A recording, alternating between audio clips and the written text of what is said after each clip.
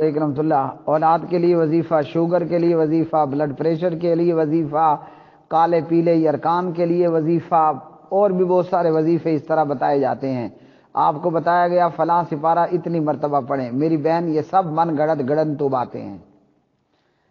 آپ کو، ہم سب کو چاہیے اپنے پیارے نبی جناب حضور نبی کریم صلی اللہ علیہ وسلم کی تعلیمات کے مطابق وظائف اختیار کریں۔ وہ لمبے چوڑے بالکل نہیں ہیں۔ اللہ کی شان یہ ہے کہ انتہائی مختصر اور انتہائی شارٹ، یعنی وہ ہونے کو 1 انچ برابر ہوگا، لیکن اس 1 انچ کا وزن اور اس 1 انچ کے وظیفے کے اثرات اود پہاڑ سے بھی زیادہ ہیں۔ تو اس لیے یہ جتنے آج کل وظائف بتائے جاتے ہیں، من گھڑت گڑنتو اور مجربات کی بھرمار ہے۔ اس لیے ایسی چیزوں میں پڑھنے کی بجائے میں ہر ایک سے یہی کہتا ہوں، بڑی آسان سی بات ہے، 50 روپے لگیں گے یا زیادہ 100 روپیز لگ جائیں گے، دارالسلام یا دارالندلس جائیں، جا کر وہاں سے حصن المسلم لیں۔ آپ کے ہر مصیبت کے حل میں اس کے لیے ورد وظائف موجود ہیں۔ اگر وہاں سے نہیں ملتا تو جہاں سے بھی پوچھیں، اسے کہنا ہے تجربہ نہیں مجھے چاہیے، مجھے رسول اللہ صلی اللہ علیہ وسلم کا فرمان چاہیے، یہ میری مصیبت ہے اور مجھے یہ وظیفہ چاہیے، تو وہی کچھ اختیار کریں۔ اب آپ کو اولاد کا مسئلہ ہے تو قرآن مجید نے اس کا وظیفہ بتایا ہے۔ اعوذ باللہ من الشیطان الرجیم، سورہ نوح پارہ 29، استغفروا ربکم انہ کان غفارا، استغفار کرو، اللہ سے معافی مانگو، اپنے پروردگار سے معافی مانگو۔ استغفار کا فائدہ یہ ہوگا اللہ تعالیٰ تمہیں بخش دے گا، گناہ ختم شد۔ اچھا جی، اور کیا کرے گا؟ وَيُرْسِلِ السَّمَاءَ عَلَيْكُمْ مِدْرَارًا، بارش کا وظیفہ، استغفار کرو، اللہ تعالیٰ بارشیں عطا فرمائے گا۔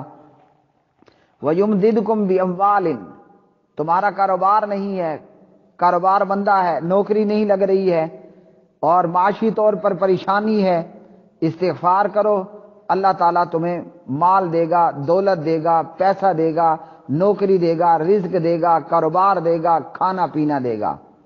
اچھا جی، اولاد نہیں ہے تو وبنینا، اللہ تعالیٰ تمہیں اولاد عطا فرمائے گا۔ کیا کرو گے؟ استغفار کرو گے۔ اور یہی کام کیا کس نے؟ مفسرین نے۔ حضرت امام حسن بصری رحمۃ اللہ علیہ بہت بڑے امام تھے، بہت بڑے ولی اللہ تھے، اللہ والے تھے۔ ایک ساتھ ایک سے زیادہ لوگ آئے، ایک نے کہا میرا کاروبار مزہ نہیں ہے، دوسرے نے کہا شادی ہوئی ہے اولاد نہیں ہو رہی ہے، اسی طرح تیسرا آیا، اس نے کہا حضرت قحط سالی بہت زیادہ ہے، بارشوں کا دور دور تک نام نہیں ہے، جانور پیاسے ہیں، کھیت کھلیان پیاسے ہیں۔ حضرت حسن بصری رحمۃ اللہ علیہ نے تینوں لوگوں کو کہا کہ جاؤ میاں استغفار کرو۔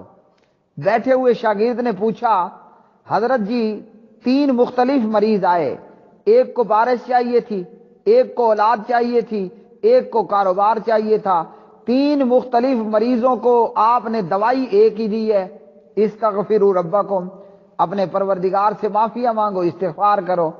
حسن بصری رحمۃ اللہ علیہ نے سورہ نوح پارہ 29 کی یہ آیت تلاوت فرمائی، استغفروا ربکم انہ کان غفارا یرسل السماء علیکم مدرارا ویمددکم باموال وبنین ویجعل لکم جنات ویجعل لکم انہارا۔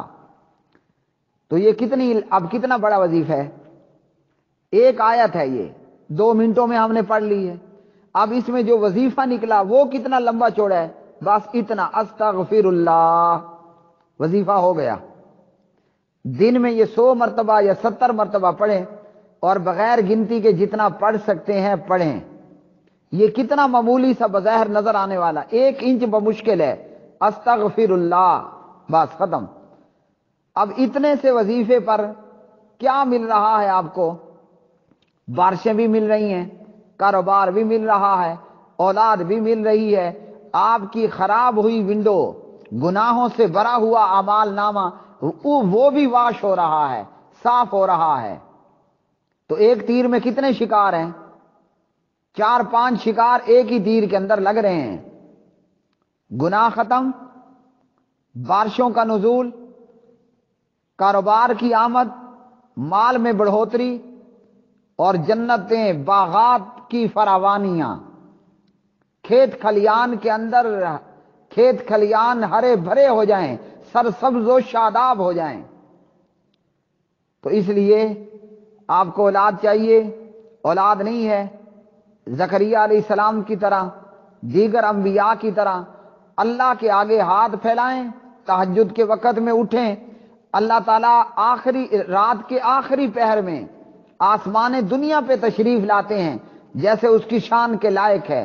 کوئی ہے مانگنے والا، کسی کو اولاد چاہیے تو اٹھ کر تہجد پڑھے اور کہے ربی حبلی من الصالحین، ربی لا تذرنی فردا وانت خیر الوارثین۔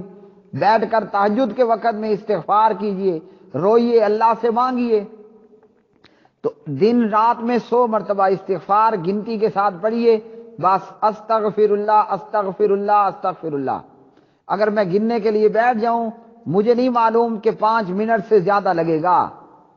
تو یہ کتنا شارٹ وظیفہ ہے، اور خود ہمارے نبی علیہ الصلوۃ والسلام دن میں 70 بار 100 بار استغفر اللہ استغفر اللہ استغفر اللہ پڑھتے۔ کتنی دیر لگے گی؟ نہ آپ کو کہیں جو ہے وہ مراقبہ کر کے بیٹھنے کی ضرورت ہے، کچن میں کام بھی کرتی رہیں اور سلائی کی مشین پر کپڑے بھی سلائی کرتی رہیں، واشنگ مشین پر کپڑے دھوتی بھی رہیں، اور آپ کا وظیفہ بھی جاری و ساری ہے، استغفر اللہ استغفر اللہ استغفر اللہ۔ تو اس لیے یہ تو میں نے ویسے آپ کو ایک سیمپل دے دیا، تو حصن المسلم لیں، انشاءاللہ الف سے لے کر یا تک آپ کے مسئلوں کا حل محمد الرسول اللہ صلی اللہ علیہ وسلم آپ کو آپ کے گھر میں دیں گے۔